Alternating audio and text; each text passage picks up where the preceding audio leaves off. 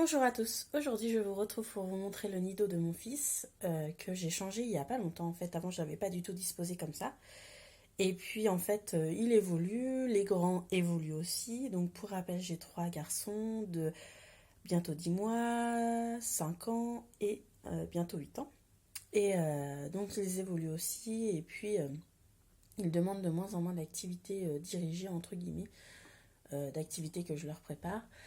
Même si évidemment on va continuer ce genre de choses, mais du coup c'est vrai que ça prend aussi moins d'espace sur notre meuble à étage, comme vous voyez juste devant. Et du coup j'ai pensé que c'était quand même mieux de présenter du coup à mon bébé plus de jouets, plus de choses de son âge, et lui créer vraiment son petit espace à lui. Donc j'ai tout repensé. Bon, en même temps, j'ai pas non plus fait des miracles, hein, parce qu'on peut pas pousser les murs ou quoi que ce soit. Mais du coup, ça fait plus épuré, ça lui fait plus de jeux et je trouve que c'est mieux comme ça. Donc, je vais vous montrer tout ça. Et voilà, je vais vous en dire un peu plus. Par contre, je ne ferai pas de présentation de jeux sur cette vidéo-là parce que bah, je vais commencer à vous en faire petit à petit sur ma chaîne YouTube pour que vous puissiez voilà, savoir comment présenter, à quel âge, où est-ce que j'achète, etc. Donc tout ça, je vous le présenterai au fur et à mesure. Et donc, voilà, là c'est vraiment une présentation succincte de comment j'ai fait, pourquoi, voilà. Donc en premier lieu, je vais vous parler du tapis qui est au sol, donc qui est juste là.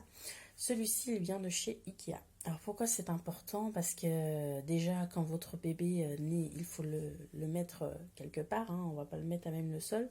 Donc moi, j'avais quand même acheté un petit tapis un petit peu plus molletonné que je mettais par-dessus pour quand mon fils était bébé. Et puis, voilà, quand il va jouer, c'est quand même mieux de le mettre sur un tapis que sur à même le sol qui est tout dur. Surtout quand il va commencer, par exemple, à vouloir s'asseoir tout seul, quand il va commencer à vouloir marcher. Enfin voilà, toutes ces étapes-là, c'est quand même mieux si jamais il devait tomber, de tomber sur un matelas que de tomber sur le sol. Donc ce tapis, je l'ai acheté chez Ikea. Vous avez deux couleurs, je me semble, celle-ci et une dans les tons verts. Moi, j'ai voulu celle-ci parce que je trouvais qu'elle faisait un petit peu plus douce, hein, mais bon, ça c'est un choix personnel. Et ensuite, on a deux meubles. Donc ça, c'est une bibliothèque qui vient de chez Ikea. Donc normalement, elle est en hauteur, mais moi, je la pose comme ça pour pouvoir poser les activités.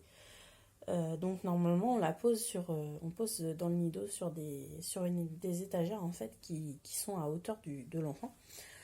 Donc voilà, pour l'instant, mon fils va avoir 10 mois, donc là, il commence à se mettre debout tout seul. C'est donc pour ça que j'ai priorisé sur les deux étages. L'étage du haut, vous voyez des choses Grims, des jouets Grims, mais pour l'instant il n'y a pas du tout accès, hein. C'est juste pour la couleur ou pour mes aînés s'ils ont envie d'y jouer, mais pour l'instant il n'y a pas du tout accès. Ensuite, j'ai mis sur les étagères du bas, donc pour l'instant je parlais que de ce meuble-là, sur les étagères du bas, j'ai mis pour l'instant les jouets avec lesquels il jouait le plus. Donc celui-ci, c'est un cadeau qu'il avait eu à sa naissance par des amis. Je pense que ça, on le trouve dans tous les magasins de jouets, hein. Ça lui a plu dès ses 3-4 mois. Et encore maintenant, il aime bien y jouer. Donc voilà, c'est un jouet en plastique, donc chose que voilà, on voudrait limiter maintenant, mais bon, on peut pas toujours. Et de plus, c'est un cadeau, mais franchement, c'était vraiment un bon cadeau parce qu'au niveau de la motricité, il est vraiment top. Ensuite, on a ici la boîte à couvercle basculante que je vous ai déjà présentée sur ma chaîne YouTube. Ensuite, ici, donc ça, c'est de l'encastrement. Par contre, celui-ci est en plastique parce que j'en ai un en bois, mais que je trouve trop dangereux pour l'instant pour le présenter, donc je vais attendre. Donc j'en avais acheté un sur Vinted à 2 euros. Voilà, vous pouvez faire des petites trouvailles là-bas. Donc voilà, je lui mets ça. Donc ça, il adore aussi tout enlever, mais pour l'instant, il n'est pas trop à l'étape de remettre. Et ensuite, ici, vous avez la tige verticale. Donc ça, il arrive à enlever les petits rondins, on va dire, et il arrive à en remettre un, mais après, il s'arrête. Ensuite, au-dessus, ici, vous avez le coquetier que je vous présenterai aussi. De toute façon, tous les autres trucs, je vous les présenterai dans une vidéo. Le puzzle. Donc, normalement, le puzzle, il est vers 12 mois à peu près. Un an, on va dire. Et lui, en fait, il aimait bien... une fois, j'en avais laissé un par terre, il aimait bien. Donc, je me suis dit, bah, je vais lui mettre. Et en fait, il arrive à tous les enlever. Et après, il les regarde dans sa main. Donc, il n'est pas encore à l'étape de les remettre. Mais voilà, je me dis, si ça lui fait plaisir, il n'y a pas de souci. Ensuite, on a une boîte de préhension. Il faut mettre un cylindre dans le trou au-dessus. et ouvrir la petite porte que vous voyez devant pour le récupérer. Ensuite, j'ai mis un petit panier sensoriel ici où il y a plein de bouteilles sensorielles qu'on lui a préparées. Et donc, comme je vous disais, tout en haut, c'est que des jeux Grims, mais pour l'instant, c'est pas que je veux pas lui donner ou quoi que ce soit, mais c'est qu'il n'y a pas d'intérêt parce qu'il est trop petit. Ensuite, ici, vous pouvez voir alors, je sais jamais comment ça s'appelle ça. Je veux dire un parcours de motricité avec les verres, je sais pas du tout. Qu'on lui a appris pour Noël. Et il vient de chez Oxybul. Ici, on a... alors, ce petit meuble en bois, c'est son papa qui l'a créé quand il est né. Parce que comme on n'avait pas...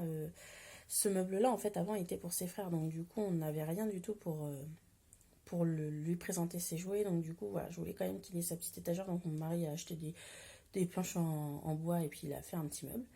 Ensuite, la petite boîte qui est là en dessous, c'est moi qui ai créé un petit jeu de tirelire avec une boîte de lait que j'ai bombée. Au-dessus, vous pouvez voir 3 petits animaux. Donc, ce sont 3 petits chiens. Je commence à lui présenter les animaux avec le bruit et tout ça. Donc, ça, il aime beaucoup.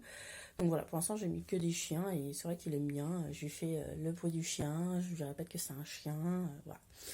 Et ensuite, les 2 étagères du dessus. Donc, ici, il y a ce sont des... Comment dire, des pochette sensorielle en fait que ma maman lui a fabriqué, donc ça je vous en reparlerai aussi dans une vidéo.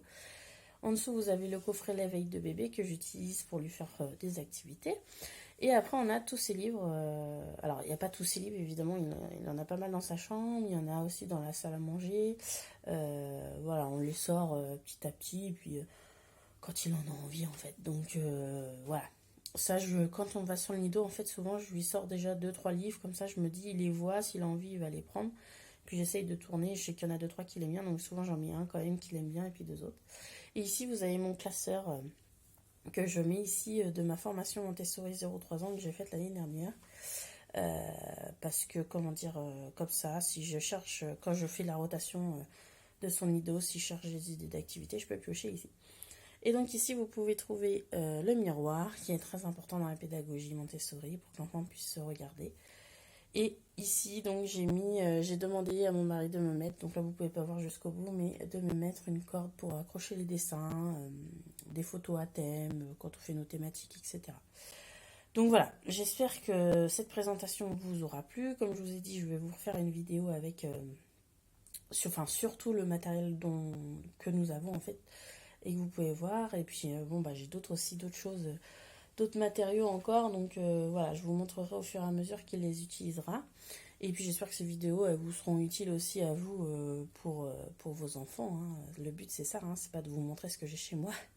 Donc, si jamais vous avez des questions sur comment mettre en place... ah oui, et une dernière chose aussi, j'ai pas mis de barre de bracation parce qu'on va aller la chercher là, vu que maintenant, il se met bien debout. Et donc, on va la mettre juste ici. Donc si vous avez des questions sur de la mise en place, comment ou quoi, enfin n'importe quoi, vous n'hésitez pas à me poser la question en commentaire et j'y répondrai. Et puis sur ce, je vous souhaite une belle journée. Bye bye!